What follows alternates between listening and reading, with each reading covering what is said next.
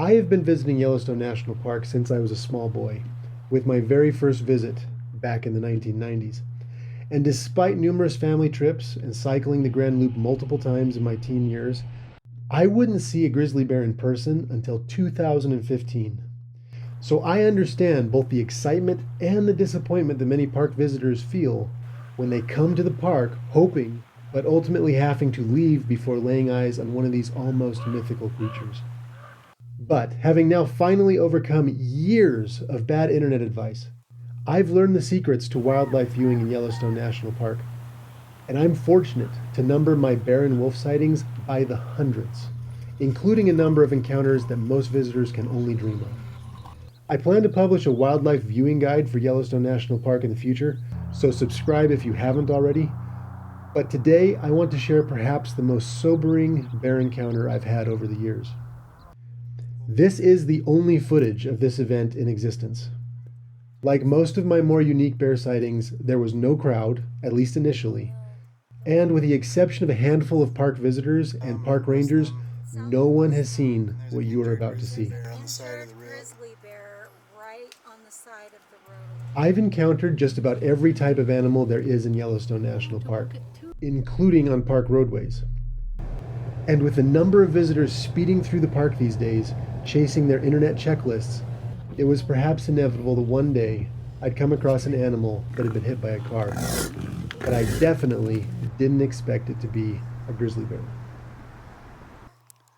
My family and I had just finished kayaking and were heading to Old Faithful when a startled motorcyclist heading in the opposite direction suddenly darted out of his lane and into our lane. Hitting the brakes to avoid a collision, we soon caught a glimpse of what had led him to drive so erratically. Lying in a trench on the side of the road was a grizzly bear, within arm's reach of where the motorcyclist had been. Staying in my car, I took out my camera to document the bear and its location to be shared later with the Park Service, when suddenly, almost as soon as I took the lens cap off my camera, the grizzly bear began moving. If you do, we should contact park rangers. We waited in the area for about 45 minutes, keeping track of the bear so that we could direct park rangers toward the animal when they arrived. I've got service. Who should I Call 911. Okay.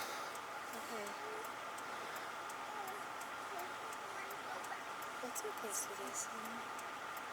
Here, pull forward a little bit more off the side. What's the location? Where are we? We're just north of Lewis Lake, Just north of Lewis Lake, south of south Grand Thumb or West Thumb, of West Thumb. and there's an injured grizzly There's bear an on the side of the injured road. grizzly bear right on the side of the road. At first, I kept my camera out, attempting periodically to capture some more footage. But for those of you who have been to Yellowstone National Park, my long lens began attracting a lot of attention.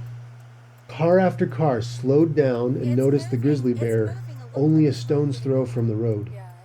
And several people, unable to see what everyone was looking at, began climbing out of their cars and wandering hazardously into the woods, unknowingly approaching an injured and potentially very dangerous animal. It's moving. After calling out to several people to get back in their cars and informing them of the situation, I decided to put my camera away. As the bear stumbled further into the woods and out of sight, the bear jam dispersed. And even without the crowd, I kept my camera stowed, so as to avoid repeating the error of attracting attention to this injured animal. It's moving a little bit. It's not. Off the side of the road, and still in our car, my family and I waited until park rangers arrived and directed them towards the bear, which I hadn't seen at this point for approximately 20 minutes. After confirming that it was in fact a grizzly bear, and thanking us for contacting them, the rangers asked us to move on so they could do their job and attempt to locate this injured animal. A couple of days later, I shared this footage with Kerry Gunther, Yellowstone's chief bear biologist, and asked him for some feedback regarding our handling of the encounter. He confirmed that staying in the car, taking care to avoid drawing attention to the injured bear, and contacting rangers was the proper course of action. He also gave me a fuller picture of what happened before and after my family encountered the bear.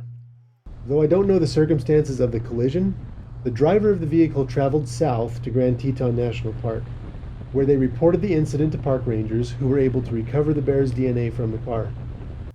In Yellowstone, park rangers continued their search until the evening, calling it off as night approached. Since the bear was able to move off into the woods, park rangers closed the area, deciding to come back the following week and continue their search, and thus giving the animal time to move off or to finally succumb to its injuries without placing anyone in danger. However, because Yellowstone is an unpredictable place, their return search was delayed by a few weeks, as other grizzlies attracted large crowds elsewhere in the park, including Grizzly 791, who the week following was filmed taking down a mature bull elk in the middle of the Yellowstone River. After killing the elk, Grizzly 791 settled in along the far bank of the Yellowstone River, granting visitors a sublime opportunity to view one of the park's largest grizzlies. But 791 and his cache would ultimately attract more than curious onlookers. Wolves, coyotes, eagles, and ravens all sought to benefit from the kill. But the main spectacle came when Grizzly 881, an older battle-scarred boar, located the kill and challenged 791 for his prize.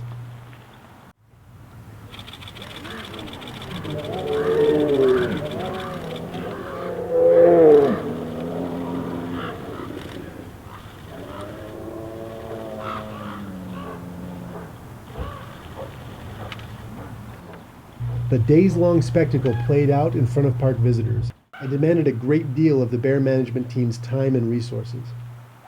One night, after spending the whole day watching 791 and 881, I returned to the spot where I had seen the injured grizzly a couple weeks before, this time encountering 5 wolves in almost the exact spot where the bear was struck.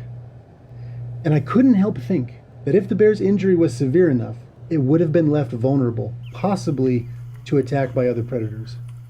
Now, in all likelihood, my encounter with wolves in the exact same location where I'd seen the injured grizzly bear a couple weeks before is probably best explained by coincidence. Still, injuries that we humans might consider non-life-threatening can be a death sentence in the wilderness. After things settled down, the bear management team again attempted to locate the injured bear, but still couldn't find her. The assumption is that she may have survived.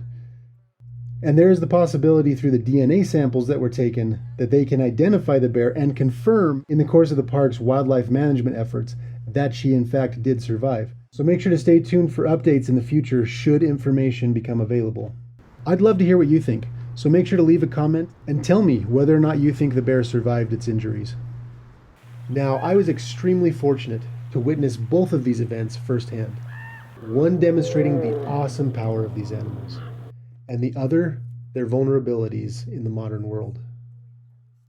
According to Carrie Gunther, Yellowstone National Park loses a bear to a vehicle collision about once every 3 to 4 years. But bears are not the only animal killed by cars in the park.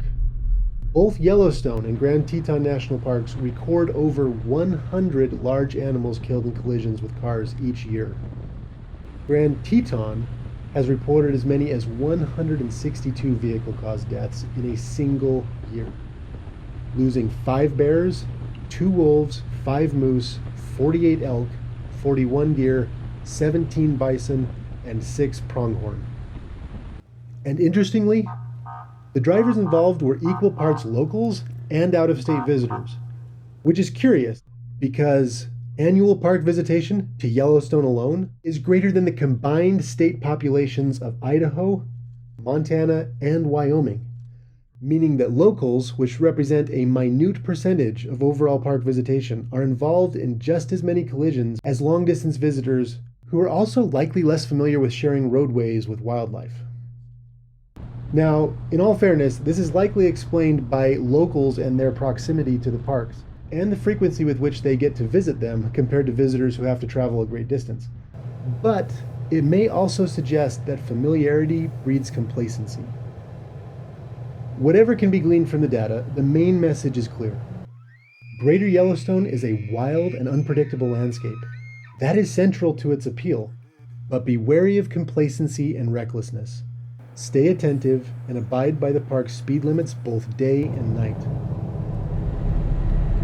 A collision with any one of these animals not only threatens the park's iconic wildlife, but can be fatal to those in the vehicle as well.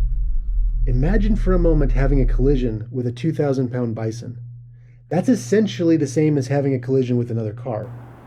And even smaller animals, can easily get swept up over the hood and come through the windshield. The best advice that I can offer for anybody visiting our national parks is to slow down. I know there are thousands of people online peddling must-dos and bucket lists, but in truth, as you've heard me say before if you're familiar with the channel, such lists are pretty much perfect nonsense, peddled mostly by well-meaning individuals who have only been to the park once or twice, who are just repeating the misinformation that they've encountered online. It would take a lifetime to see all of Yellowstone's wonders, and the same is true of most of our national parks. It's not worth endangering yourself and others in order to chase internet misinformation. Now, when in the parks, when encountering wildlife, make sure to keep the park's roadways clear. And if you do come across a traffic jam when visiting one of these parks, stay in your car until you know why everyone has stopped, and then only get out if circumstances permit, and you are able to maintain the requisite 100 yards from bears and wolves and 25 yards from all other large animals. There is a dark side to popularity. Sir, in the blue, you are too close. Back it up, please. Exploding visitation is putting great pressures on our parks and wild spaces. But the good news is, it's absolutely possible to visit our parks safely without causing harm and detracting from their natural character. All it takes is some attentiveness, respect, and a willingness to follow a few park regulations.